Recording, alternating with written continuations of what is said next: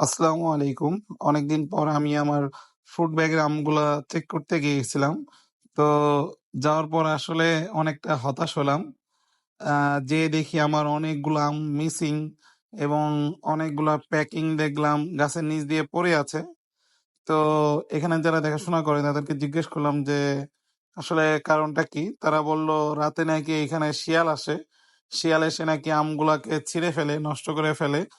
আ তো ১ম দিকে একটু আমারও অবাক লাগতেছিল। শিয়ালে আমের ওই ব্যাগগুলা ছিঁড়ে ফেলবে। এটা আসলে বিশ্বাস করা সত্যিই একটা অবিশ্বাস্য ব্যাপার। তো তারপরে অবশেষে আসলে কিছু চিহ্ন দেখে আসলে ভাবলাম যে মনে হয় ব্যাপারটা সত্যি হতে পারে। প্রত্যেকটা ব্যাগের গায়ে আ শিয়ালের আঁচড় ছিল নিচ দিয়া। আ তো অনেক আম আমার নষ্ট করে ফেলছে। তো তাই ভাবলাম যে আমগুলাকে আর ফেলে না রাখি এইখানে।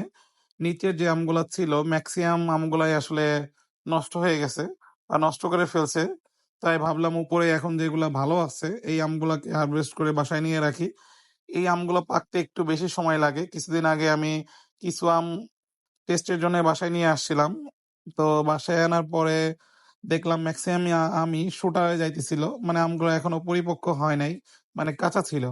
তো সেই কারণে ভাবলাম যে এখন যদি এই আমগুলো মানে পাকার জন্য গাছে রাখি তো একটা আমও অবশিষ্ট থাকবে না। তাই যতগুলো আম ছিল তো সবগুলো আমি আজকে ছিঁড়ে নিয়ে আসছিলাম। দেখি যে পাকে কিনা।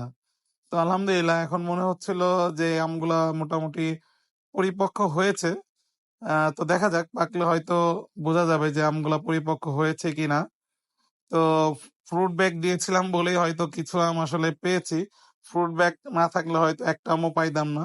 তো ফ্রুট ব্যাগের কারণে আমগুলা মোটামুটি কালার আলহামদুলিল্লাহ ভালোই আসছে। তো শেষমেশ কি আর করার, সবগুলা আমি আজকে মোটামুটি হারভেস্ট করে নিয়ে আসছি।